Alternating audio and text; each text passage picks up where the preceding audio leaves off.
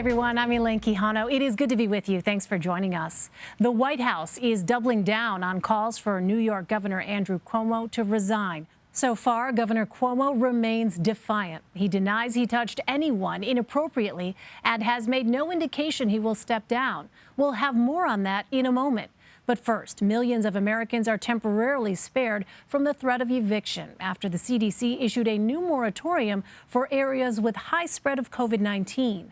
The decision was made at the request of the White House following pressure from progressive Democrats, led by Missouri Congresswoman Cori Bush. She spent days sleeping on the steps of the U.S. Capitol in protest after a previous eviction ban lapsed over the weekend.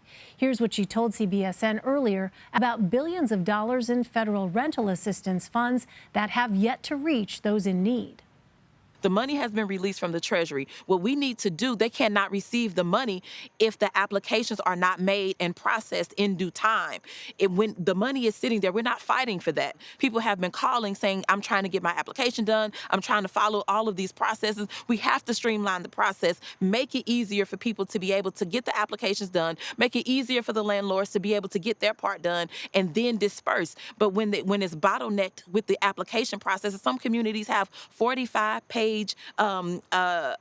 like applications. We have to cut that and streamline that. So that's something that in our caucus we have been talking about.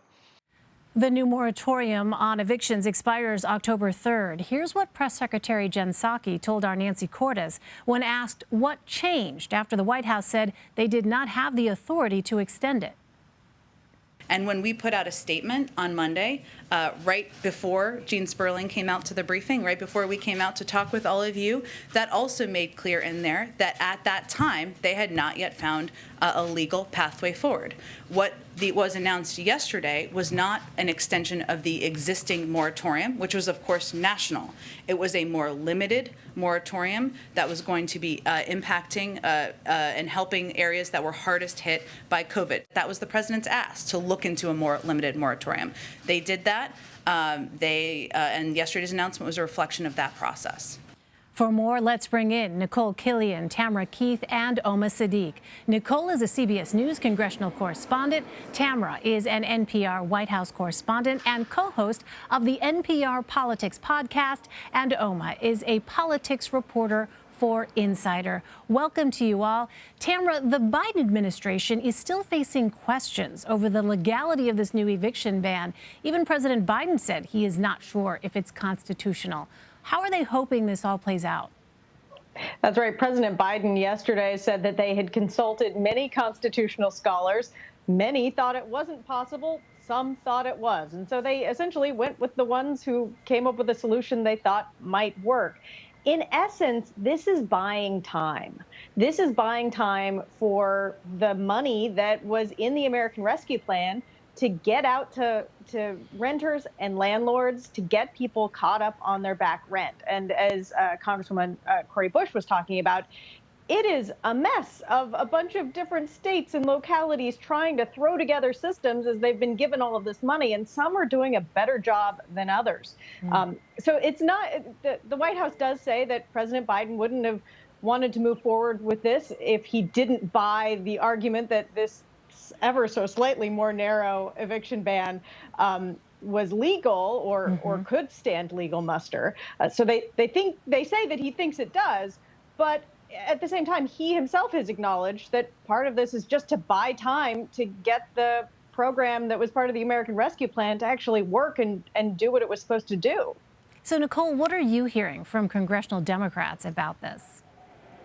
Well, I think overall, they feel satisfied, to Tamara's point, that this does buy more time, especially for those who are at risk of being evicted from their homes. And, I think they feel overall that their pressure campaign worked, whether it was Speaker Pelosi, who really worked the phones over the weekend, calling President Biden multiple times to try to encourage him to take unilateral action on this as far as his administration. And then, of course, as far as Congresswoman Cori Bush and progressives, those who have spent the night out on the House steps for several days, they feel that their efforts also worked and, were worth standing their ground for. But that being said, I did ask specifically some of these progressive members if they had concerns about whether this new action could pass a legal muster, and if they had any concerns that it may not. And so what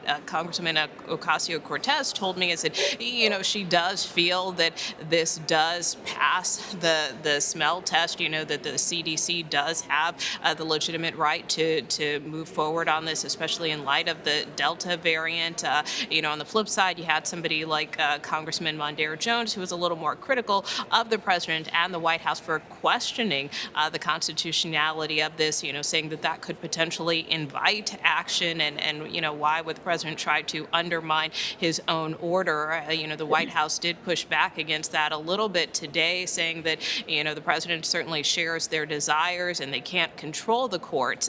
But again, I think at this point, everybody's just trying to wait it out. Nikole, I also want to ask you about infrastructure. The clock is running out on Senate Majority Leader Chuck Schumer's deadline to approve a bipartisan infrastructure deal before the August recess. Senators are said to be getting frustrated over the amendments phase of this bill, of this process. But earlier, Senator Schumer sounded optimistic. Let's go ahead and listen to that. The Senate's making great progress on amendments, and we're going to make further progress very soon. While a specific number of additional amendments has yet to be agreed to, I believe we can consider another substantial tranche on the floor today. Senators should expect multiple roll call votes. All right, so Nikole, what's the bottom line with the time frame here? Are they still on track to approve the bill by this weekend? Well, I think the bottom line is everybody concedes that this recess will not occur as scheduled. Technically, this was supposed to be the last week for the Senate, but most senators have acknowledged they more than likely will be back here next week in some capacity, or certainly over the weekend, potentially. So, look, the track that we're expecting at this point potentially is that, Senate leaders could try to cut off debate on this amendment process as early as tomorrow. That would set up a procedural vote over the weekend, which would mean a final vote on this bipartisan infrastructure package could happen as early as next week. Now, that's the optimistic timetable, but as you know, this is a deliberative body, and, some do want to deliberate a little bit more on this, even if it is August, although that's not necessarily their desire. But, Republicans have certainly argued that they feel this process deserves more time, that it took 4 months to craft this bill. They should have more than 4 days to review it and to vote on it. At the same time, you have Democratic leaders like Chuck Schumer who want to move this process expeditiously, efficiently, because he knows that he wants to keep this two-track process on pace as far as taking up a larger care infrastructure package, that $3.5 trillion reconciliation package after this bipartisan bill. So even if it does eventually clear, there's still more work to do on that side. So again, I think we're at least looking at best at a few more days, but potentially at least another week. Really hard to tell, but that's our best guess, reading the tea leaves a bit. All right, copy that. Well, Oma, Congress has until the end of September to pass a series of spending bills to fund the government and avoid a shutdown. Why are Republicans in a strong bargaining position, and what are the demands Senate Minority Leader Mitch McConnell laid out on Wednesday? Right. So this reminds us that the Senate, once again, is evenly divided, which means that Senate Democrats need to work with Republicans in order to get these spending bills passed to avoid a government shutdown at the end of September. Earlier today, we saw a Senate committee advance a few of these spending bills with funding for agriculture, energy, and Veterans Affairs. But Senate Minority Leader Mitch McConnell has already signaled that he does not want to see these bills come to the floor until a larger spending deal has been made. And he has the bargaining power to do that. He knows that Democrats need his support, his sign-on, as well as a minimum of 10 Republican votes in order to pass these spending bills. So Senate Democrats need to cooperate with Republicans and include some of their demands in these bills. McConnell has signaled that he wants to see both spending for defense and non-defense. And it remains to be seen how long this is going to take for them to finalize the deal. But they need to be working quickly in order to at least buy some time with a continuing resolution until they reach a final deal that includes government funding for the next fiscal year. All right. Well, Nikole, in July, South Carolina Senator Tim Scott said that police reform negotiations were not dead yet. And you spoke with the attorney representing families of victims of police violence who were on Capitol Hill yesterday. What did they tell you? Yeah, so we spoke with attorney Ben Crump, who represents the families of George Floyd and also Hunter Britton, the teen who was killed during a traffic stop in Arkansas a few months back. Look, he has been up here many times before, especially with the Floyd family in particular, to lobby for the George Floyd Justice in Policing Act and to lobby for police reform. And so that's in essence what brought him back to the Hill yesterday with these families. His strategy is to, let these lawmakers hear directly from those who were impacted in the hopes that that does kind of prod them to move along. Look, he said, he had been pessimistic about the state of talks. You'll recall a couple of weeks ago, things kind of deadlocked as far as some of the law enforcement organizations weighing in on some of the drafts and the process. And then you had a lot of civil rights leaders and groups pushing back on that, feeling that they were having too much influence and sway over the process. Since then, we do know that the negotiators continue to talk as recently as this past weekend. They, talk almost every day, are expected to continue talking this week. But yet, in spite of that, we still don't have any kind of agreement, and we still have never really seen details of this framework agreement that they said that they agreed to earlier this summer. So, Senator Scott has made clear that for him, he would like to have this wrapped up by August.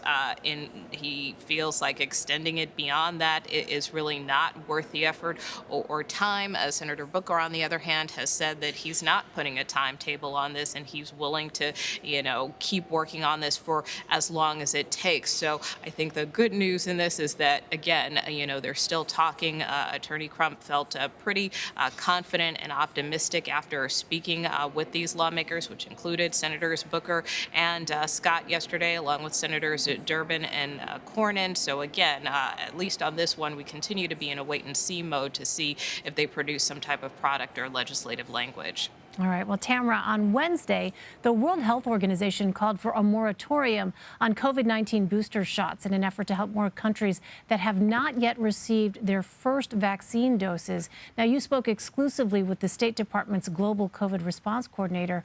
What did you learn about the challenges that are delaying the U.S. mission to share vaccines with other countries?